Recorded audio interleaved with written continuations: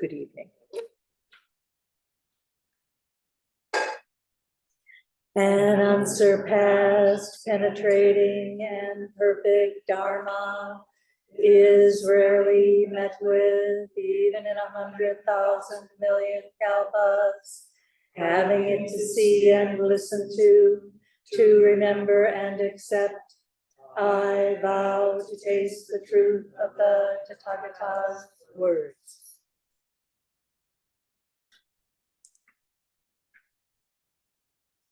Thank you for the glasses. The last Dharma talk I gave, I picked up my iPad to give the talk, and the pad was reloading, so I had to give it by heart. This time I printed, but I forgot the glasses, so, you know, what are you gonna do? I wanted to dedicate this evening's talk on Dōgen and the Mountains and Rivers Sutra, or Mountains and Waters Sutra, as I see it called intermittently, to our wilderness program and to all of the hikers who have so lovingly chanted this sutra at various times during their backpacking trips, right, Talis? And just to everyone who's spending time outside, because it's so beautiful. And also I'd like to dedicate to those of us who, for reasons known best unto ourselves, are currently walking in our imagination. And thank you all for coming in out of the outdoors. I chose this fascicle we know as the Mountains and Waters Sutra. It appears in,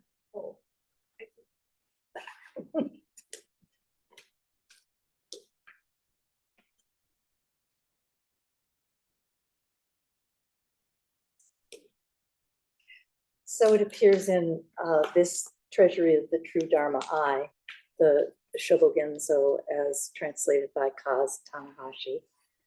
And also in this smaller book, Moon in a Dewdrop, which for the student is great because it does some grouping, and it's all the same stuff, but it's organized a little differently. So Dōgen, as you know, lived in the 13th century. We've heard a lot of biographical information about him. So I just want to say that this is a tidbit offering, in that we have a wide range of Dōgen literacy in our group.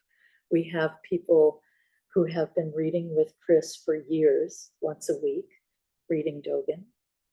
We have people who have done big studies, and we have people who aren't sure who Dōgen is, and why would we study him anyway?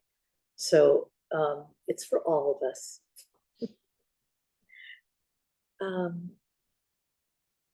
I steered clear of Dōgen for a number of years. Can everybody hear me okay? Okay. Just because I thought it was really difficult to understand. And I also had a teacher who preferred for us to primarily sit, and any information that I received about Dōgen came from his Dharma talks. He was a Dōgen scholar, and so there you go.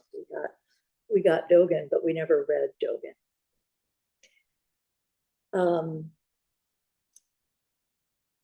And some of the stuff that sort of bowled me over for a long time was things like in the Fukan Zazenji that we chant. Think of not thinking. How do you think of not thinking? And the answer to that is non-thinking. And you know, if you're coming up on this as an early practitioner, or even as just a person who hasn't read a lot of Dōgen, it just doesn't seem to make that much sense. But repetition is the key to our practice, and so we repeat and we reread. And I think that that reading out loud is sometimes extremely helpful. It's said that Huineng, the sixth ancestor, heard a person walking along chanting the Diamond Sutra, and that was what got him up and to the monastery. In a more recent story, there's a woman named Wendy Johnson who was one of the early practitioners at Tassajara, and when she and her husband were tagged to start the garden effort at Green Gulch, so they were going to have to move from Tassajara to Green Gulch. They decided that they would walk there, and so she relates in her book, Gardening at the Dragon's Gate, that she chanted the Mountains and Rivers Sutra as they walked. And anybody who's been in that country, just picture yourself walking through that Ventura Wilderness area. I don't know how they did once they got down to Highway 1. They must have had to do something. But anyway, it's just an interesting thought to think about chanting this sutra over and over again. And I think that it gets into our bones then.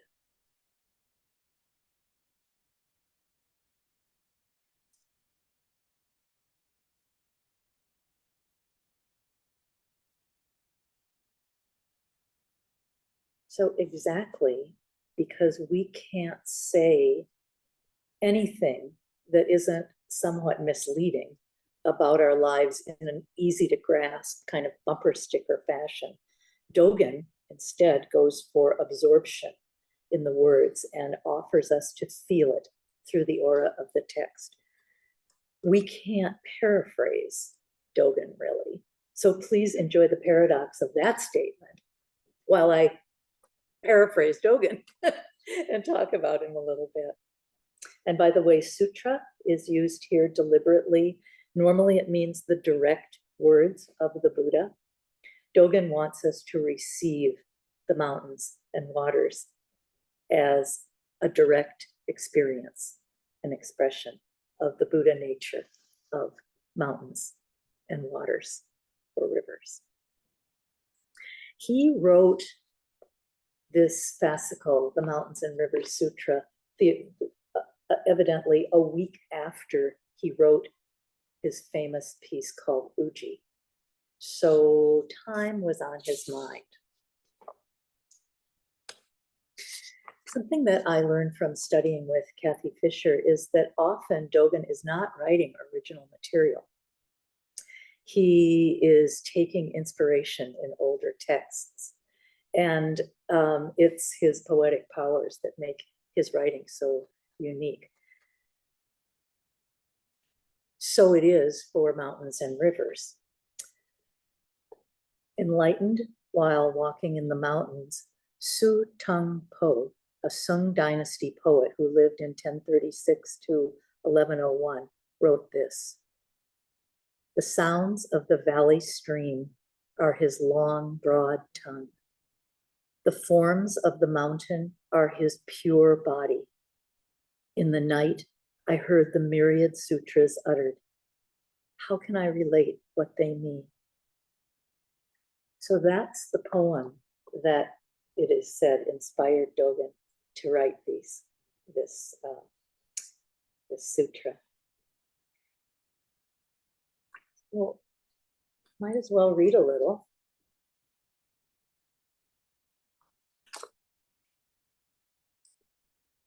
I'm just going to read the first verse.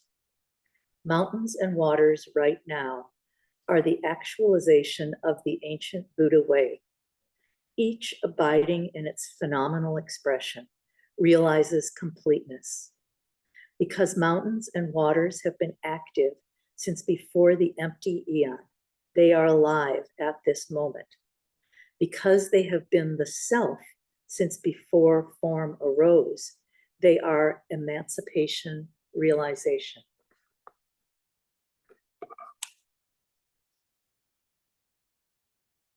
There's some multisyllabic words in there. So I think what he's saying is we are who we are, and the mountains and waters are us. They include us. We include them. And they are alive in this moment. Because mountains are high and broad, the way of riding the clouds is always reached in the mountains. The inconceivable power of soaring in the wind comes freely from the mountains. How many of you have been up high in the mountains? And you know what that feels like.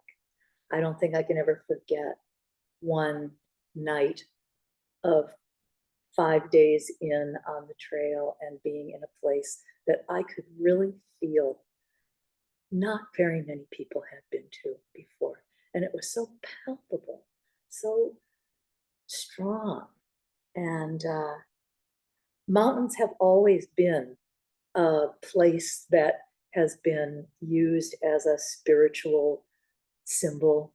And we, of course, think about the monks that were visited, the old men in the hut way up in the mountains. And I think they've come to take an important spot in our reverence, maybe for the natural world. And of course, we live under a mountain and under mountains and next to waters. So I love that. Because mountains are high and broad, the way of riding the clouds is always reached in the mountains. The inconceivable power of soaring in the wind comes freely from the mountains. Some people say that the phrase, sorry, Mary, your glasses are not exactly what my eyes are. The inconceivable, the way of riding the clouds is always reached in the mountains. The inconceivable power of soaring in the wind comes freely from the mountains. That this is what happens, or that this is what we're invited into in meditation.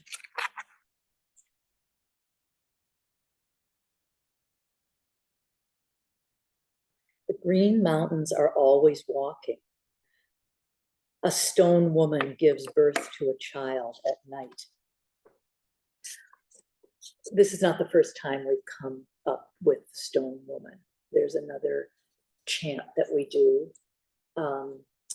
that when the wooden man begins to sing, the stone woman gets up to dance. Now, I find these things to be just amazing little images. They're big images. Why are they there? I think it's to blast us out of what we think we know. How does a stone woman get up to dance? How does a stone woman give birth to a child at night? And I know that there's a sort of coded meaning of that, as well as being impossible. You know, I just kind of like thinking about that stone woman. Who is she? I think when we're in the mountains, we may become closest to this. And they talk about eons.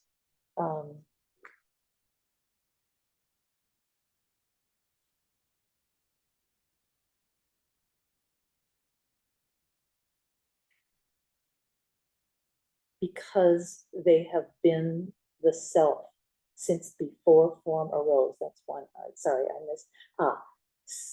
Because mountains and waters have been active since before the empty eon.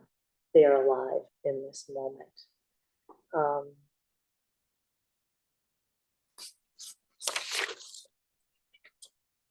It's kind of like, what is a kalpa? You know, and there's a definition of what a kalpa is. Basically, it's a long, long time, and the empty eons in the same way.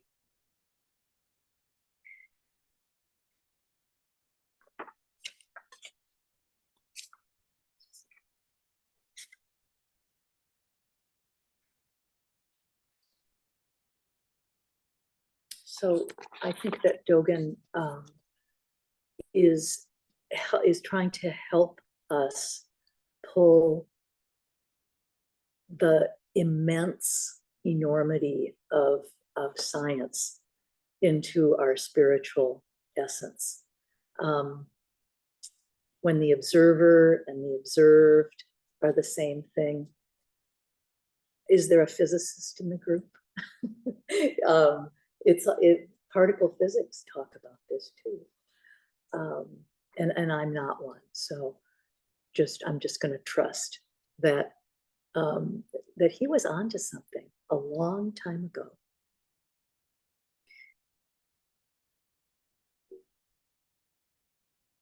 Examine walking backward and backward walking, and investigate the fact that walking forward and backward has never stopped since the very moment before form arose, since the time of the king of the empty eon. So he's inviting us to, as we've heard before, take the backward step into unity, into beyond you and me. We had some good breakout groups a couple of months ago about taking the backward step. And I'm looking at Paula, and I remember Paula and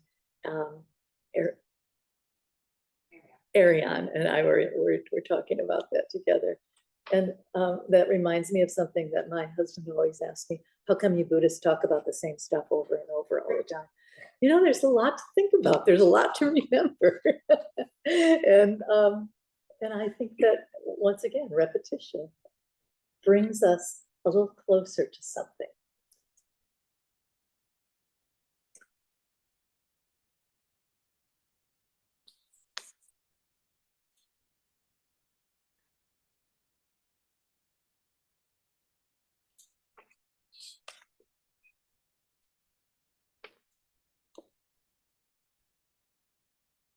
Speaking of mind and speaking of essence is not agreeable to Buddha ancestors.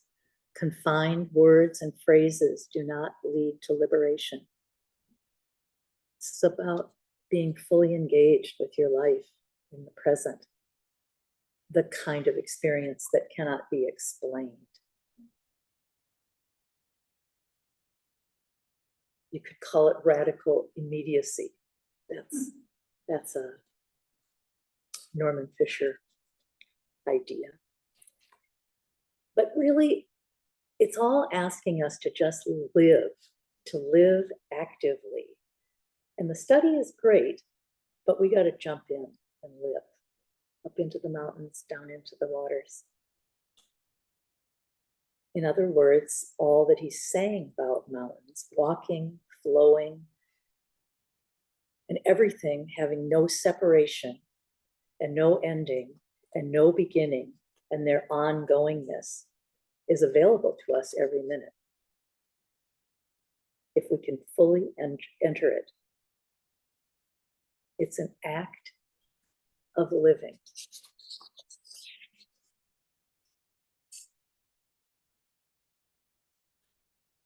This is a quote, and for some reason I did not write who the quote. Anyway, during the Tang Dynasty, which is back in the 700s in China. Oh, and now I have the guy. The Chinese master, Qingyan Weixin, wrote, "Before I had studied Chan, Zen in China, for 30 years, I saw mountains as mountains and rivers as rivers. When I arrived at a more intimate knowledge, I came to the point where I saw that the mountains are not mountains and the rivers are not rivers. But now that I've got its very substance, I am at rest. For it's just that I see mountains once again as mountains and rivers once again as rivers." If there's anybody here who's old enough to sing this with me, remember Donovan? First there is a mountain, then there is no mountain, then there is. First there is a mountain, Then there is no mountain, then there is. I think we saw the same kind of working in the Diamond Sutra, where the idea of the dialectic is brought in, where something is something, but then it's not something, and then it's something again. And I don't have a judgment on that. I don't have real opinion on it, but it certainly comes up in Buddhist writing, and I think we're well served if we become familiar with the fact that it's there.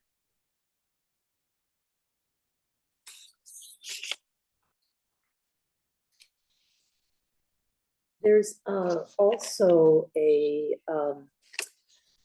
section on water that that comes in to weave in. I'm not going to talk about the whole Mountains and Rivers Sutra, because why could I? Books have been written about it. Long study sessions, but in the same way that mountains are considered a sort of spiritual place, water has been found to be incredibly powerful to our well-being.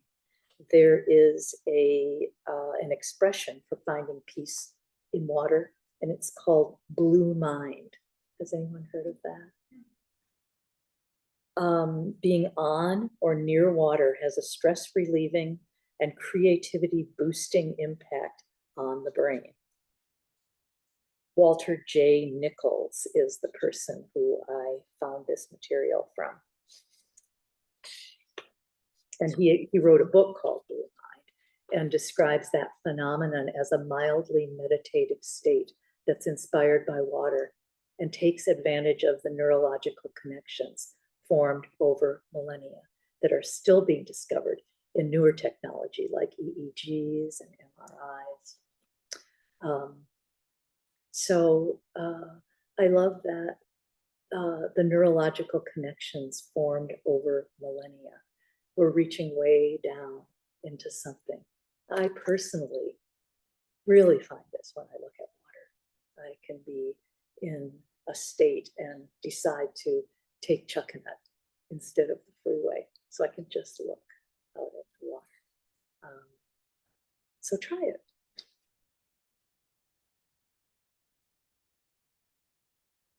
It's about the present moment. It's about animate and inanimate objects, because Dōgen's telling us that the mountains and the waters are us, and we are the mountains and the waters. I always think of Gary Snyder when I think of mountains and rivers, because he wrote an epic poem called The Mountains and Rivers Without End.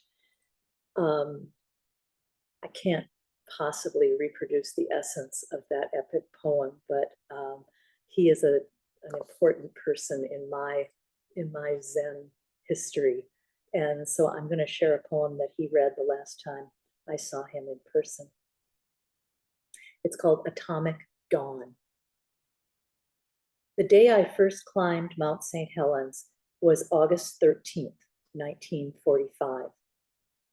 Spirit Lake was far from the cities of the valley, and news came slow. Though the first atomic bomb was dropped on Hiroshima August 6th, and the second dropped on Nagasaki August 9th, photographs didn't appear in the Portland Oregonian until August 12th. Those papers must have been driven in to Spirit Lake on the 13th. Early the morning of the 14th, I walked over to the lodge to check the bulletin board. There were whole pages of the paper pinned up. Photos of a blasted city from the air.